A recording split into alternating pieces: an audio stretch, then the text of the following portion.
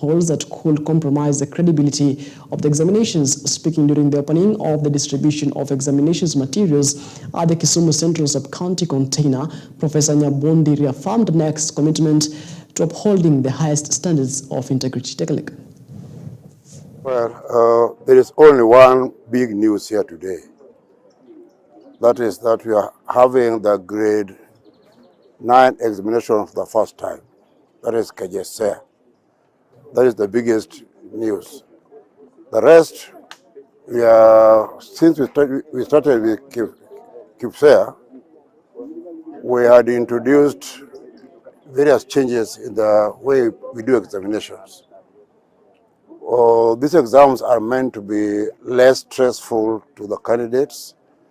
These are actually assessments. We are trying to get out of the terminology of examinations. We are getting to move to the level of assessments.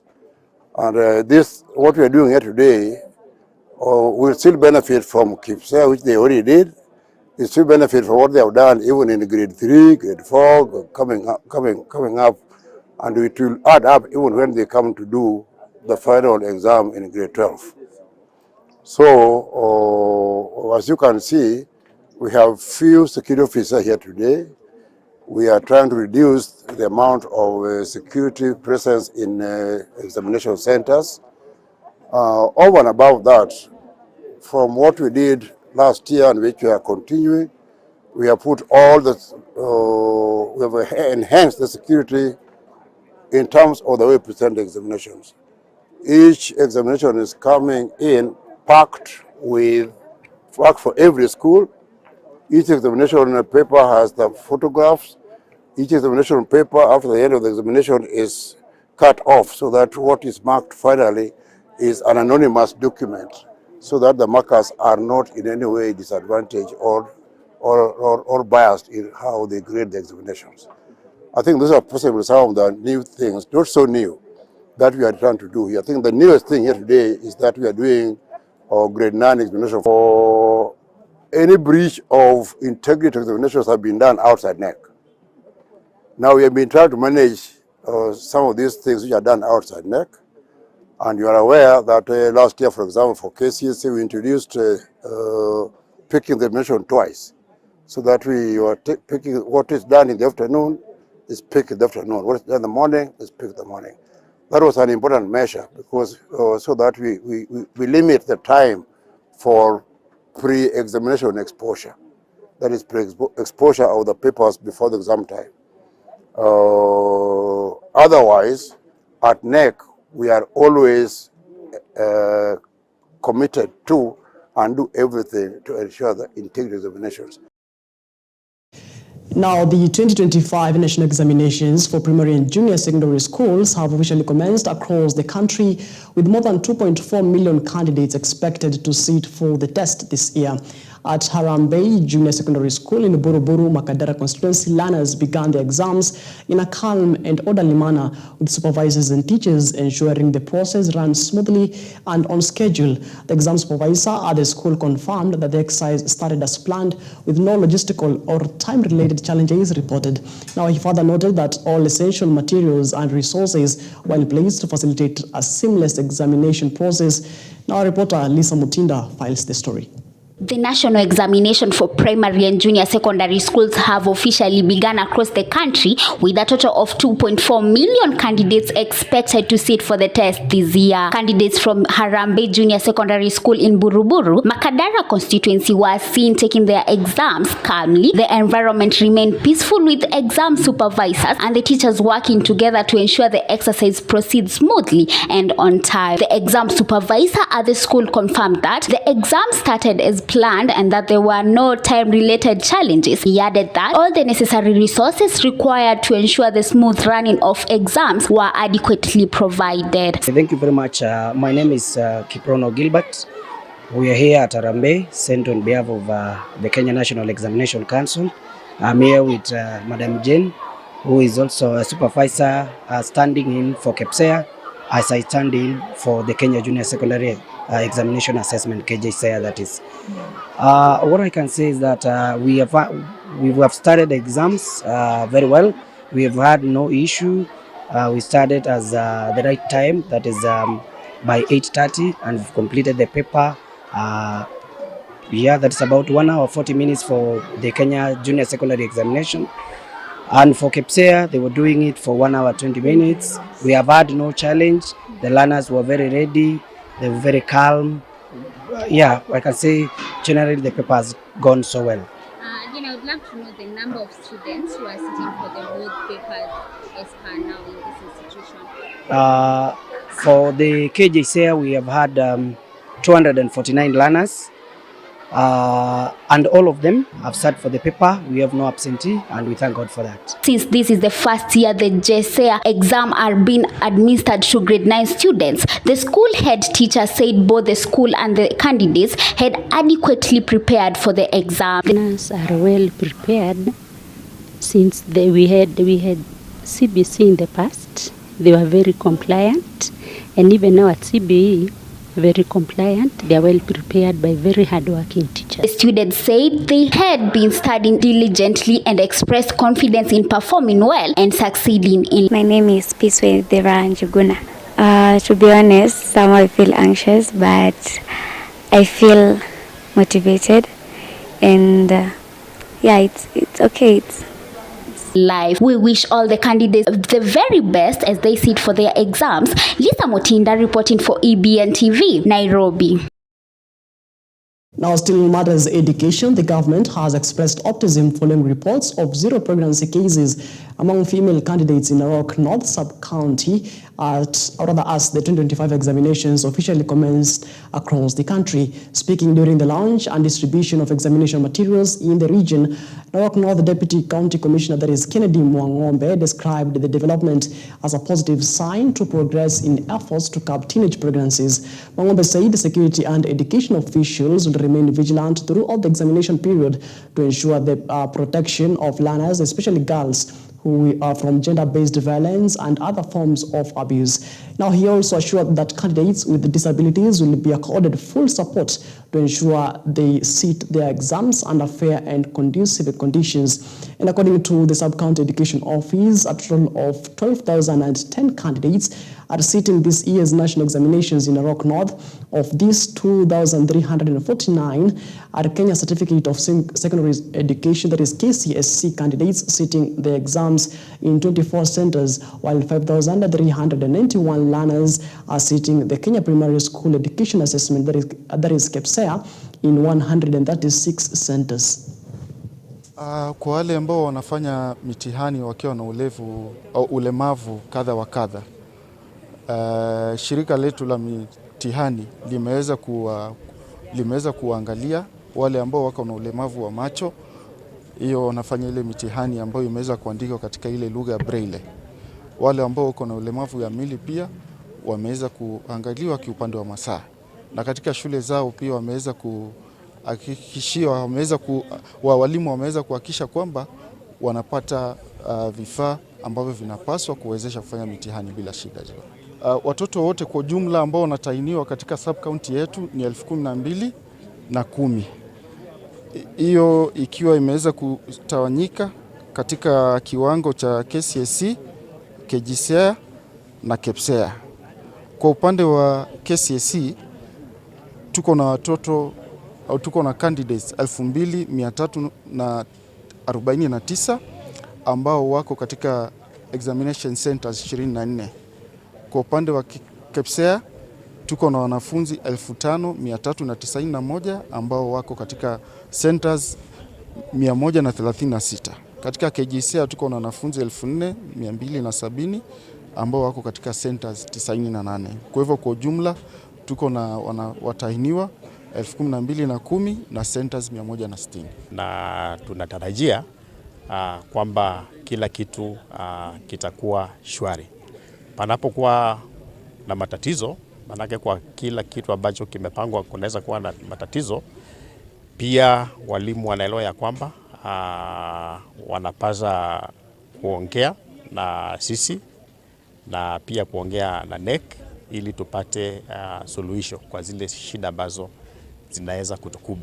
All right, now away from matters education, we talk matters politics. And Orange Democratic Movement, that is ODM Party National Executive Committee, has held its first meeting following the death of its long-serving leader, that is Raila Odinga. During the meeting, the party resolved to continue supporting President William Ruto's administration until the 2027 general election, reaffirming its commitment to political stability and national unity. The committee also formally endorsed Senator Oburu Oginga as the acting party leader, a move seen as a step forward maintaining continuity within ODM's leadership structure. Now, in honor of the late Raila Odinga, the party announced plans to hold a special memorial service to celebrate his legacy and decades of contribution to Kenya's democracy and governance. We commit here in unison that, as we did during the funeral, that we will not be responsible for any breakup in the party or any unnecessary political turbulence that runs counter to Jacom's dream. I beseech the media to avoid the tendency for sensationalism and the incessant hunt for negative news within the party. ODM's biggest problem now will not be which faction is winning against which one, or whether indeed there exist factions within the party. Today, the Central Committee of the party has met and laid a firm foundation of unity upon which we can build on moving forward. Please help us sustain this momentum by not perpetually hyping on perceived divisions. Instead, take time to also see us as a fabric built from diverse material originating from everywhere across the country, which predictably means that we may not always speak the same language, but we certainly know how to avoid the pitfalls of division that may happen on our path. Finally, we wish to appeal to the national government that the constitutional provision for the funding of political parties is a yawning gap that has seen ODM owed billions in political party remittances. We believe that the best way for the national government to honor the late Raila Odinga is to release the money owed to the party so that our programs can run and the legacy of our leader can remain secure. Indeed, as the foremost Democrat in this country, Raila had fought tirelessly for political party funding as a safeguard against state interference, and it is only fair that his memory be sanctified by the expediting of pending issues for which he sought solutions. This being the first meeting of the committee since the passing of our leader, the top organ has resolved as follows. Number one, that we extend the deepest gratitude to the people and the government of Kenya for the support, outpouring of love and solidarity extended to our leader and his family following his passing. That we endorse Honorable Dr. Oburu Oginga as the new acting party leader and urge the party rank and file to accord him all the necessary support and cooperation to enable him guide the party through this difficult time. That in honor of his legacy as a unifier who brought together people of all shades of views and from diverse social, economic, geographical backgrounds, ODM shall continue on the path of embracing diversity and continue the struggle for equity, justice and peace here at home and beyond our borders. That in line with the wishes and demands of millions of Kenyans whose lives he touched, the party will hold memorial services in many different parts of the country to enable those many admirers interact with his sudden departure. All right, moving on, employees of the Postal Corporation of Kenya have taken to the streets of Nairobi to protest over 6 months of unpaid salaries and unremitted statutory deductions, some of which date back to 2015. Chanting solidarity songs and waving placards, the disgruntled workers marched through the city demanding immediate payment of their dues. Now, the employees represented by the Communication Workers Union said they have endured months of financial strain despite issuing a strike notice on September 23rd. Union leaders accused the corporation's management of neglecting staff welfare and failing to remit essential statutory deductions, including pensions and medical cover, leaving many employees in distress. They are now appealing to the government through the Ministry of ICT and the National Treasury to intervene and release the funds necessary to clear all arrears. Take a look. And I know I'll be there. There's my deputy here in terms of Mr. Koto. Kama Mr. Koto pana yuko hapa, there's nobody else. I'll announce who else. Because I expected to see Odoyo here. I expect to see Odoyo here. Odoyo and the assistant. Odoyo ndio assistant ya Okoto. So if he's not there, so hiyo lazima tukubaliane. Hatuwezi kusema hii na tunafanya the opposite. Sawa sawa? Tumeelewana? So we are from now on, kuna nimesikia mtu anasema tuende kwa PS, tuende kwa nini. PS is working very seriously on this matter.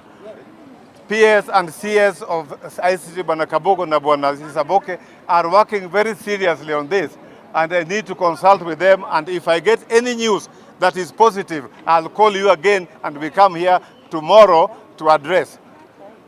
I think the best place for us to do this thing is the GPO, si ndio? Ndio sasa hawa watu waone pia, si ndio? So tomorrow saa 3 tunakutana hapa. Tumekubaliana? In the meantime, vuvuzela na firimbi ambao mko nazo sio personal priority yako, shika kuja naye kesho. Usiniambie ninunue nyingine tena kesho. Beba ukuja naye firimbi, kama uko na bandera hiyo ya KANU ya serikali. Kazi ikiwa tumelipwa miezi sote say continuously. Na sheria inataka ukilipwa tunaenda pale kwa ministry iko hapa ghorofa ya 16. Tuna sign kile naitwa return to work formula.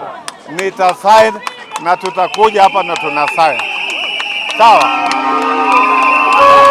Tuko na slogan moja nasema Joey! Joey! Joey! Joey! Joey! All right, moving on. It has been 27 days since the disappearance of Kenyan activist Bob Njagi and Nicholas Oyo, with human rights organizations continuing to pressure the governments of Kenya and Uganda to take immediate action for their safe return. Now, the Law Society of Kenya, that is LSK, Amnesty International, and Haki Africa have jointly expressed deep concern over the activists' well-being, saying their health condition is reportedly deteriorating. The groups are calling on both governments to ensure they too are safely returned home without delay. Bob, free Nick. Free Bob, free Nick. Hali yao ya kiafya imezidi kuzorota, na hali hiyo kuzorota huenda ikawa imetekelezwa na swala la mateso ambayo wanapitia, na mateso ambayo yanaendelea kuwaumiza na kuwaathiri wao kimwili. The last 3 working days, 300 Kenyans have directly emailed President Yoweri Museveni. As the campaign continues to roll out internationally, we are calling on more Kenyans, East Africans, and people across the world to use the facility to demand the release and safe return of our fellow citizens.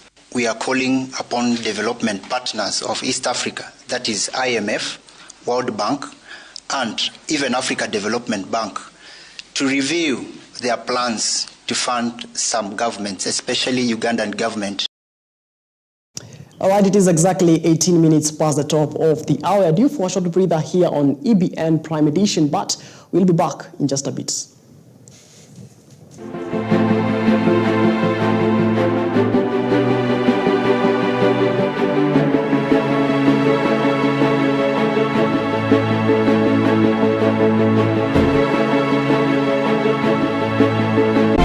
You are watching EBN TV. This is EBN TV.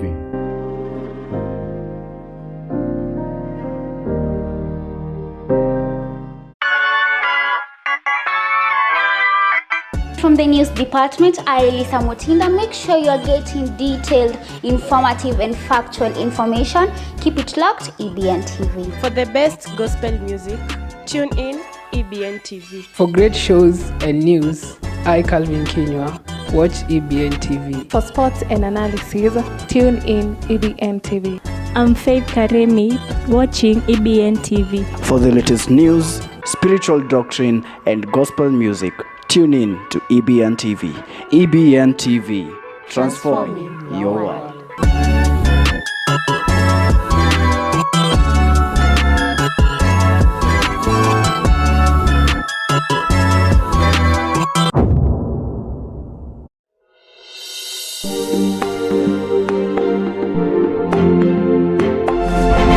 You are watching EBN TV, transforming your world.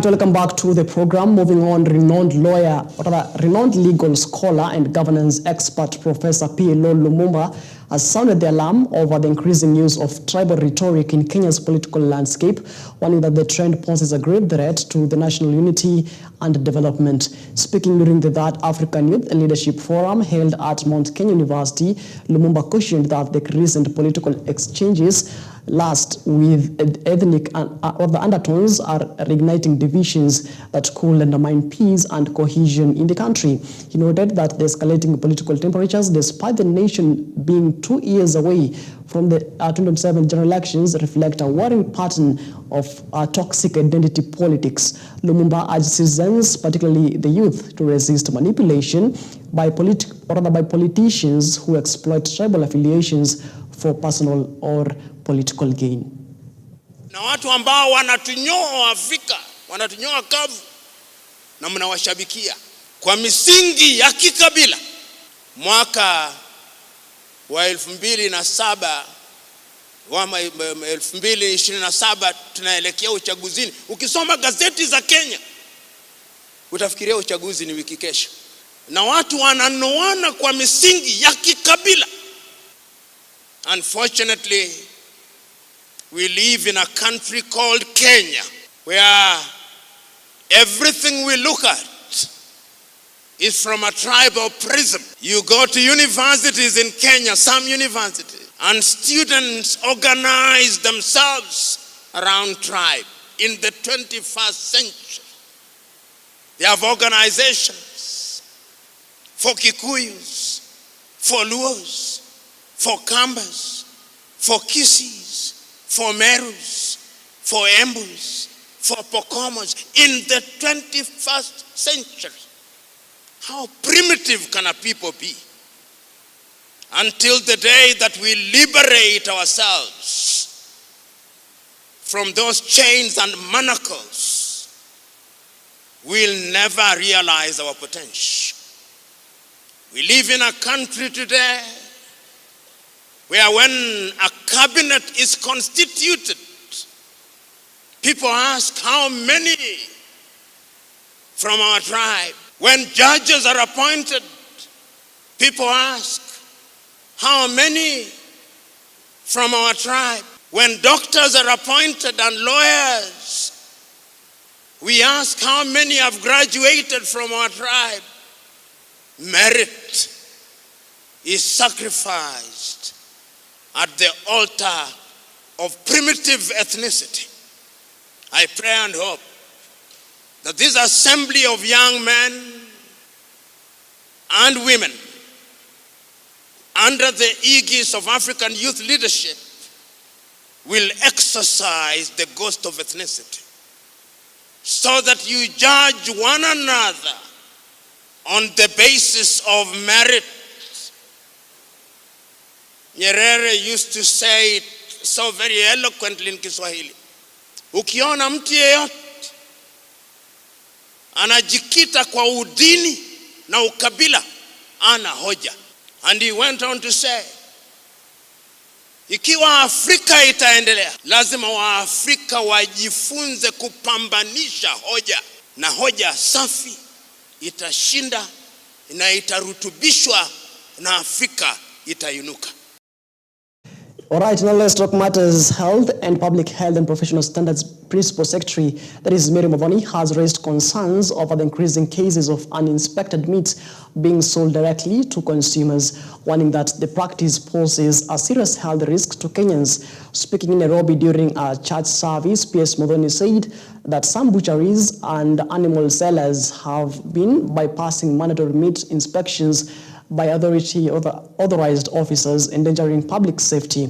She cautioned that with the festive season approaching, the livelihood of families slaughtering uninspected animals during gatherings could further heighten the risk of foodborne diseases. Modoni revealed that the Ministry of Health, in collaboration with the county governments, has intensified surveillance on unscrupulous traders and is taking action against officers colluding with meat dealers to evade inspection.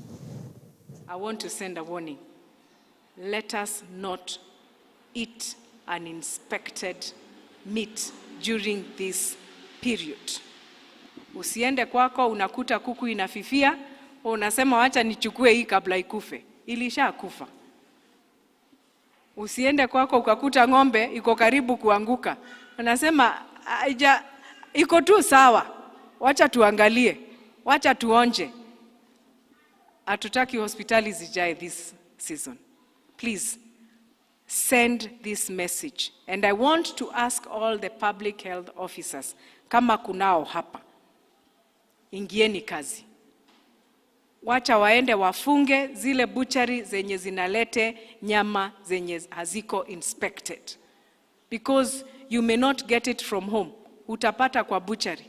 Na wale butcher ama merchants wenye hizo butcheries, wenye wanapanga kwenda kuchinja punda na kuchinja mnyama ingine this season, tunawaambia tafadhali, Wakenya wanataka amani, Wakenya wanataka kuwa safe, Wakenya wanataka kuwa kama wako healthy.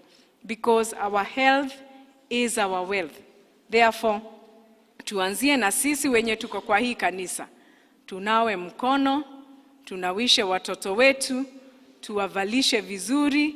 Kama mtu amesikia amegonjeka kidogo, tafadhali enda hospitali. Do not go to the chemist. And I insist, usiende kununua dawa kwa chemist.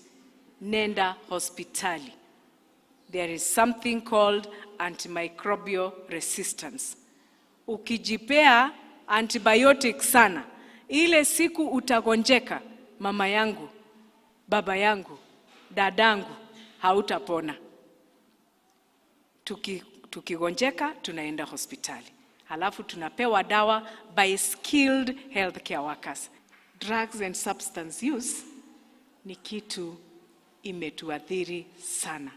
Aswa wale watu tunakaa kwa kambi, wale watu wanakaa kwa estates, kwa sababu the new nicotine products that are in the market, zile ziko kwa soko sahi, they are products which even hawa watoto wadogo akiangalia anatamani.